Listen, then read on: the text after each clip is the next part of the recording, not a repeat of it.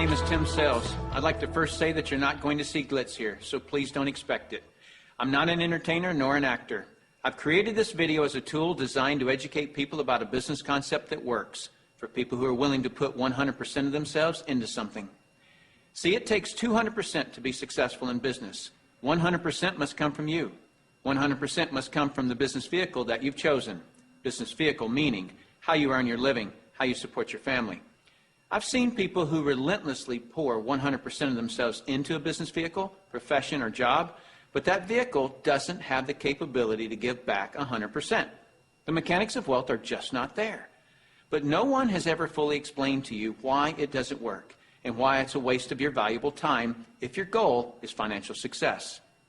This video is for the person who is willing to put in their 100%. They're only lacking the right business vehicle, the explanation of why it's right, and the evidence that it does in fact work. Even though I say you must put in 100%, that doesn't mean that you have to work it full time. I didn't. That doesn't mean you have to sacrifice your family time, nor does it mean you have to have prior experience. I didn't. What you'll learn right here has allowed me to build a $25 million company. Now, a $25 million company has certainly been done before.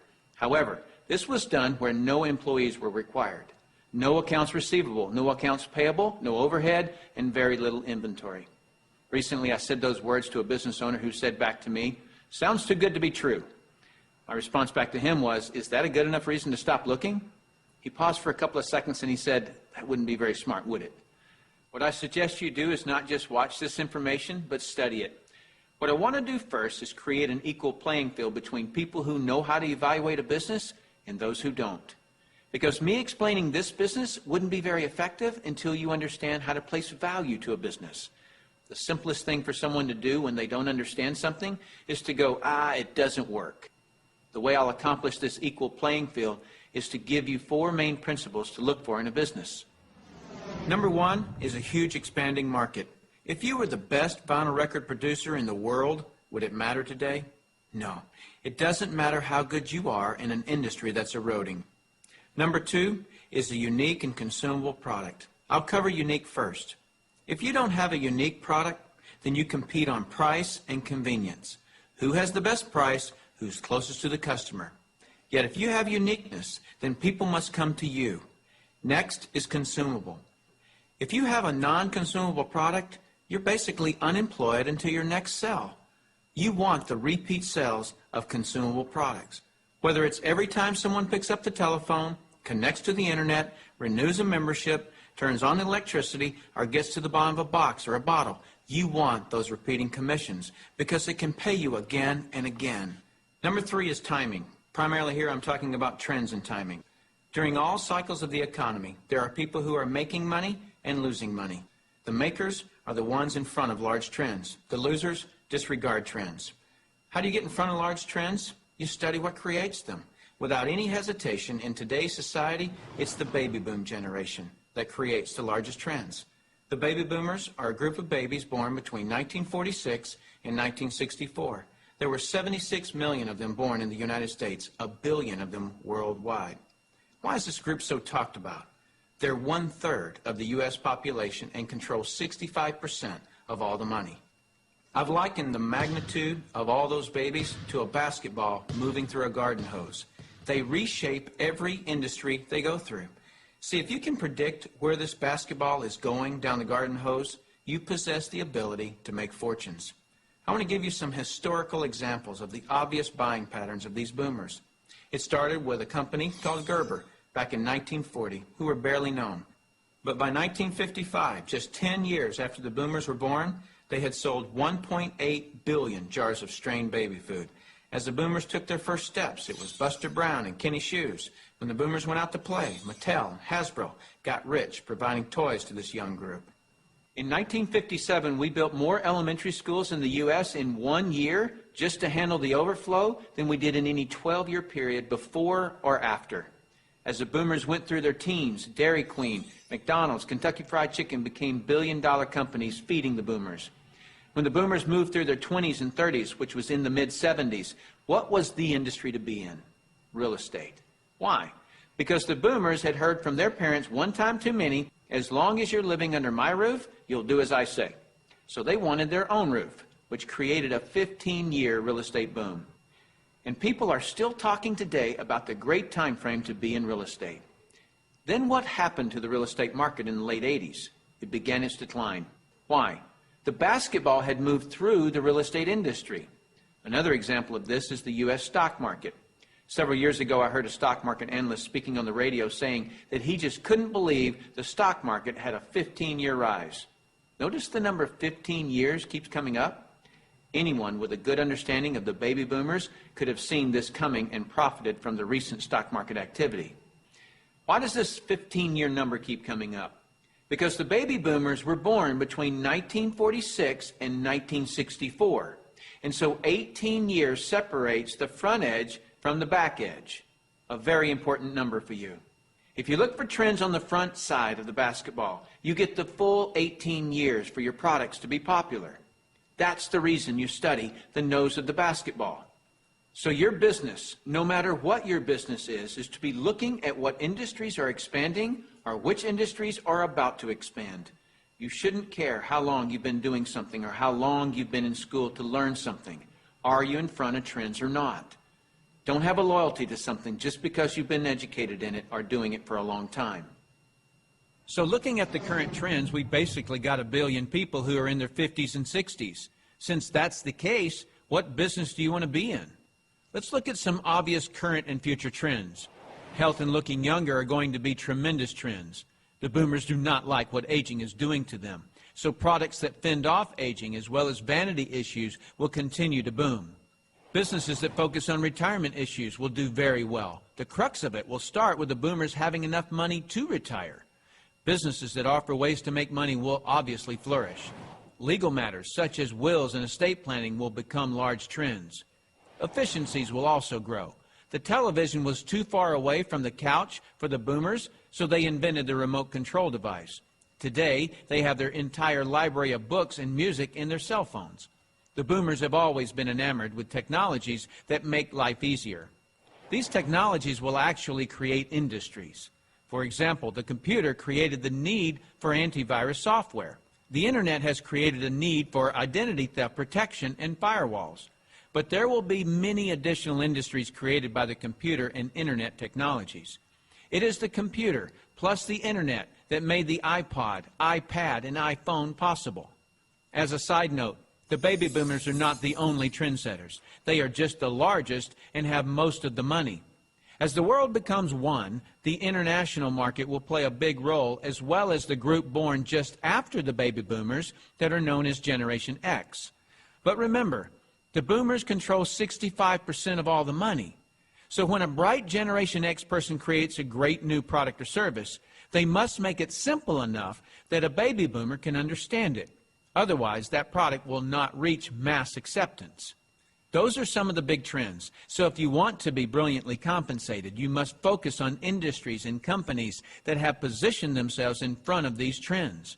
All right, let's move forward. Number 4 is leverage. I'm going to spend some time on this one because we're not really taught this in our society. We're taught to go get a good education, build a resume, and exchange our expertise for someone's dollars. The problem with that is if we're not exchanging our expertise, we're not making any dollars. So vacation time is costly. A walk around the golf course, costly. Family time, although extremely important, is costly. I'll define the word leverage as an increased means by which to attain something. One form of leverage is investing $5 million and earning 10% interest, which will yield you about 41 grand a month in income.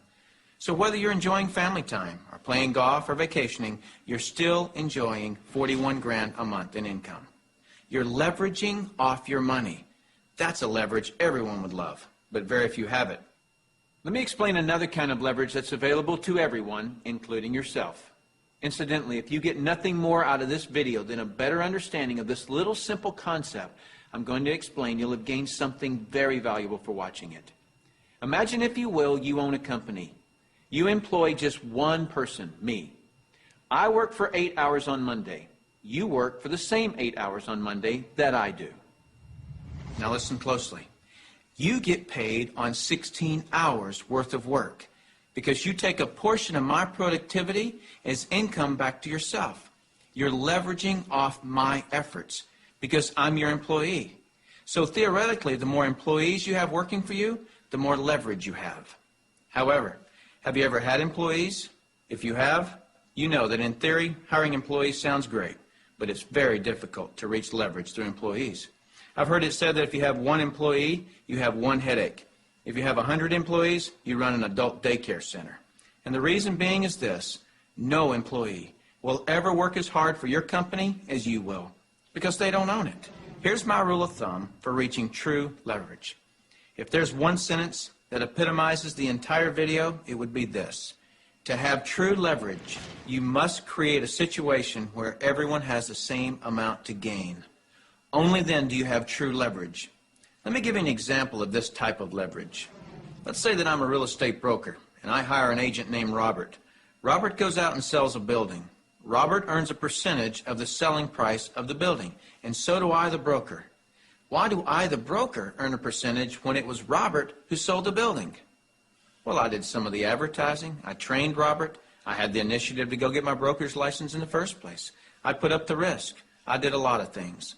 And so it's valid that I, as the broker, earn my money. But Robert doesn't work for me as an employee. He's an independent contractor. He just hangs his real estate license on my wall. My point here is the broker and the agent have the same amount to gain from the sale of the home. It is totally in the agent's interest to earn more money, which is a form of leverage for the broker. There is a flaw in this leverage situation that I've shown you, and it's this: the broker can have multiple agents, but the agents cannot. The broker has leverage, the agents don't. Until the agents do what most brokers dread.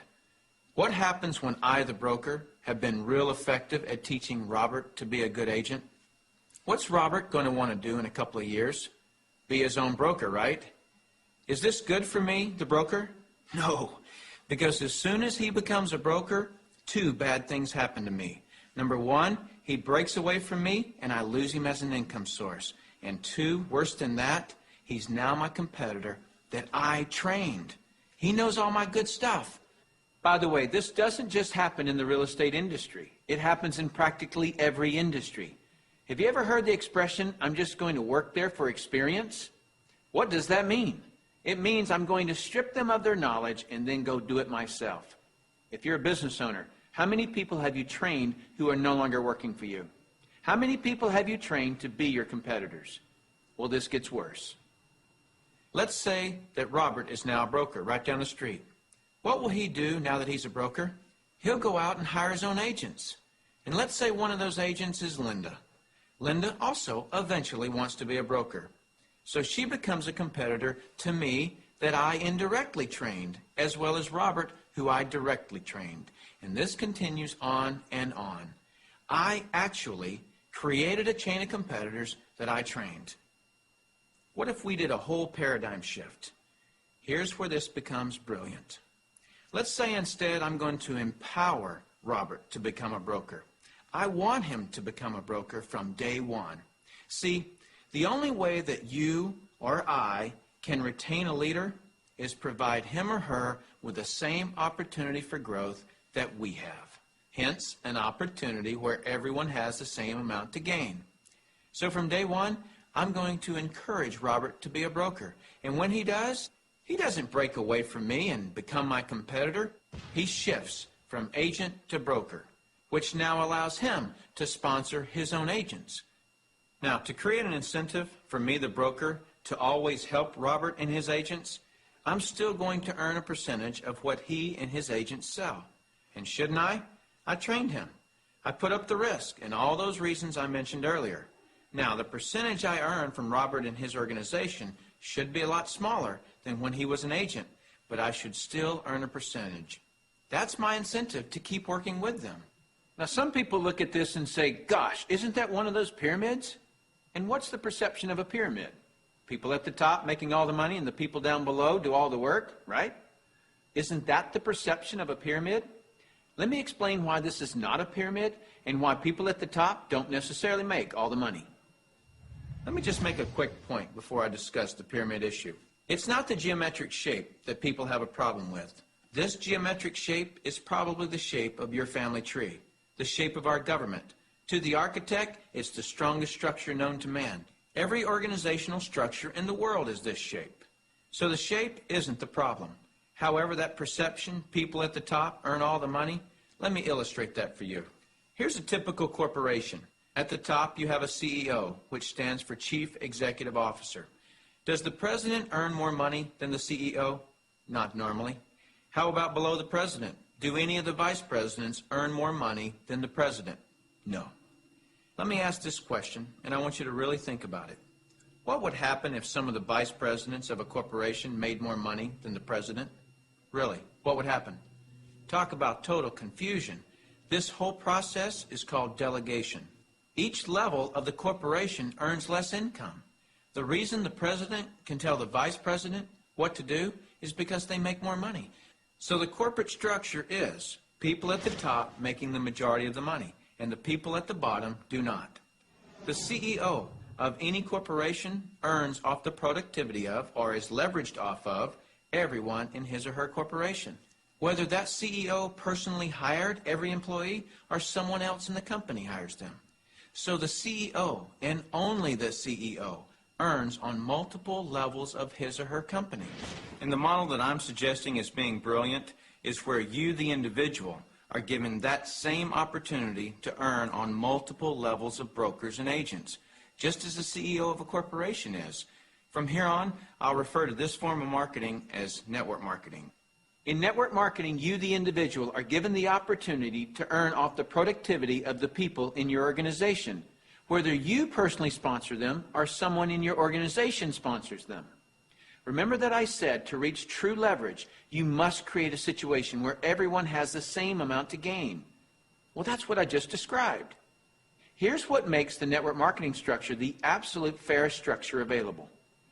In most network marketing companies, everyone can earn a certain number of levels deep of the organization they build.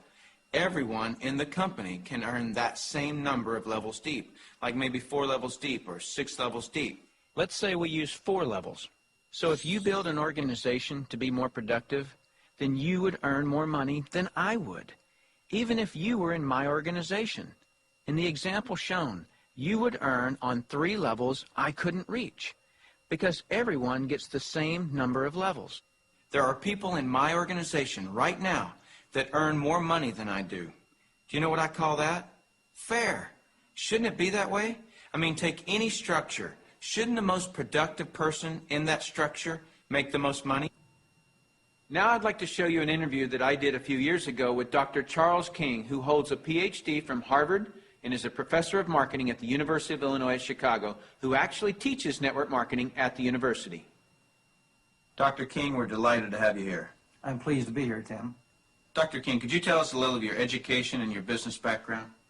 Tim, I'm a professor of marketing at the University of Illinois at Chicago. I got my bachelor's and master's degrees from the University of Texas in Austin, spent a tour of duty with the Exxon Corporation, and then returned to get my doctorate in business administration from Harvard University. More important to this discussion, over the last 6 years, I've been involved in doing research, teaching, and consulting in network marketing. So coming from such a conservative school, and I know you a little bit, and I know you to be very conservative, what caused you to look at network marketing to begin with? In 1990, we had a major economic recession in the United States. The Midwest and Chicago particularly were very badly hit. As a result, the interviewers stopped coming to campus. We were graduating hundreds of students a semester, and they weren't getting jobs. Our alumni were coming back to us, losing their jobs, looking for help, and we had nothing to offer them. Now, I started looking, because of my background in business consulting, at alternative career paths. I went out and I looked at starting your own business, at home-based businesses. I looked at franchising. I looked at direct selling. And in the direct selling arena, I backed into network marketing. Now, I was very cynical, skeptical. Tim, I was negative about network marketing. They don't teach network marketing at the Harvard Business School, and I didn't know much about it. The end result was one of my students who was on the team asked me, "Why are you so negative about network marketing?" I looked at that young man and I said, "Son, I know enough to know I don't want to know any more." That student looked at me and he said, "Professor, if I gave you that answer to that question with no more information than you have, you would give me an F." I turned to him and I said, "Son, you're absolutely right. I have no basis for that conclusion. You just made an A." As a result, we went to the library, we went to meetings, and for the next 6 months, we did due diligence on the network marketing industry. I visited the top companies, I talked to network marketing leaders, I became an evangelist. In 1990-91, we started teaching network marketing in the marketing curriculum at the university. Suppose you run across the super skeptic. What advice do you have for them? Tim, I would recommend they do precisely what I did. I was a super skeptic. I did my due diligence, I investigated the industry, and I drew my own conclusions. I strongly recommend that you do your due diligence and then begin to define precisely what role you want to play in the network marketing industry. Set realistic expectations. If there is a single cause for failure in this industry, it's the get-rich-quick syndrome, thinking that you can come into the industry and make enormous sums of money with no work. I argue, by contrast, that if you set realistic expectations, you develop a plan of action to guide your business development, you can be successful. And that's coming from a Harvard Business School graduate who was a true skeptic, but through due diligence, he learned the truth. Warren Buffett owns a network marketing company. If you don't know who he is, he's typically listed in the top 5 richest people in the world. He created his wealth by investing in and buying the highest quality companies.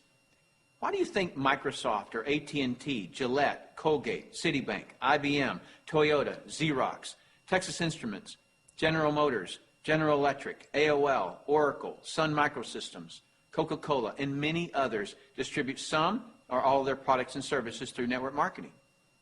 They use this method to distribute products because network marketing is a very efficient model to distribute products and services. These large corporations are firm testimony to the industry's success and credibility. This confirms what Professor King was saying about that the industry has come of age and is now a true profession. The reason so many people are coming into network marketing is because people want control of their life. They want a quality of life, and network marketing truly offers that. I hear people all the time complaining that they are too busy or don't have enough time. People act as though time owns them instead of them owning time. Have you ever noticed that there are people who, with 24 hours, earn $10,000 a year, and there are people in the same 24 hours who earn $10 million a year? Let me explain the difference. I've heard people say this phrase, "It's easier to just do it myself than try to get other people to do it." Whenever I hear that phrase, I know that person just nailed their feet to the floor. All they can do is expend their time, not invest their time. Here's a secret. Wealth is hidden from those who must do it all themselves. Wealth exposes itself to those patient enough to train others. When you understand the power of educating and empowering others so that you get more done, you're truly on your way to wealth. Now, with that understanding of the importance of training others so you get more done, look at network marketing, and you'll see why I call it brilliant compensation. In network marketing, what you teach and train others to do is duplicate what you do, which is to find and train others. This is actually multiplying you. That's why I say, next to your spiritual growth and your family, there is nothing in the world you can do that will reward you better than investing your time in network marketing. I'd like to cover one last thing in closing, which I feel is one of the most important points for you to fully understand the value of network marketing. Let me illustrate something to you that is so profound. What's the maximum number of hours you could work in a day? 24 hours, right? So if you didn't sleep all day, you could work 24 straight hours. What if you didn't sleep for a whole year? You could actually work 8,760 hours in 1 year.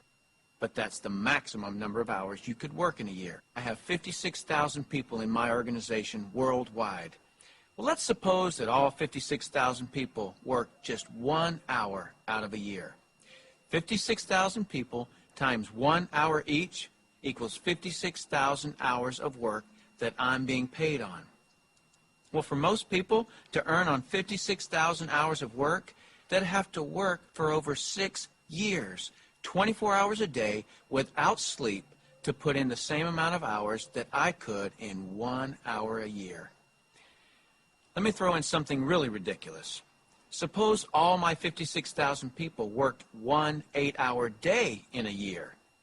56,000 people times 8 hours is 448,000 hours I'm being paid on. Well, it would take most people working over 51 years, 24 hours a day, to do what I could do in 8 hours a year. 8 hours in 1 year versus 51 years working 24 hours a day? Doesn't seem fair, does it? It's definitely not fair. What's not fair is that you haven't understood this until today, and other people have. But now that you understand it, take responsibility for it. Don't go running and try to create reasons why you can't do this. You can do this. I don't say any of this to impress you. I don't need to impress you. This is an educational-only video. My purpose in creating this tool is to contribute back to that woodpile that so generously gave to me. Because network marketing has given me a lifestyle I previously couldn't have imagined. And because network marketing has given me total financial and time freedom, I feel it my responsibility to explain the industry in an understandable way. So I say all of this only to impress upon you that the difference between the wealthy and everyone else is leverage. You've got to understand that. And nothing gives you, the individual, leverage in such an ethical way like network marketing can. So go get a pad of paper. Write down what you really want in life. Then call the person who gave you this video and tell them whether you're an A, B, or C. C is, see you later. No thanks. That's fine with us because your relationship with the person who gave you this video is more important to us than anything. Or you're a B. A B is, I may be. I want to first explore the product. If that's you, then do that. Don't procrastinate.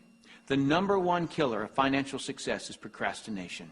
People just putting it off until tomorrow, and they've somehow convinced themselves that they'll actually do it tomorrow. You know what I'm talking about. As soon as I'm done with this project, then I'll have more time. Or as soon as little Jimmy gets back to school, then I can, and they never do. If a person has an excuse, they have all they need to fail. Don't let that be you. Get your product today. Or you're an A, and that means absolutely. No, you don't have all your questions answered, but you see enough to start and begin your training. Very well done to you in your ability to make a decision. If it's late at night and you just watch this, don't be concerned that the person who gave this to you is sleeping right now. They'll be up. And if they're not, wake them up. Tell them, hey, now that I understand this thing, I can't sleep. And if I can't sleep, you're not going to sleep. Believe me, they'll appreciate that call. So call that person and tell them whether you're an A, B, or C. That's it. Join us. You'll be glad you did. Now is the right time, the smart time. Thank you for taking the time to view this video. I hope it's been educational to you. What I really hope is that you'll put this information to good use. Next, you'll see some common questions that you can interact with. I look forward to working with you, should our paths cross. I'm Tim Sales.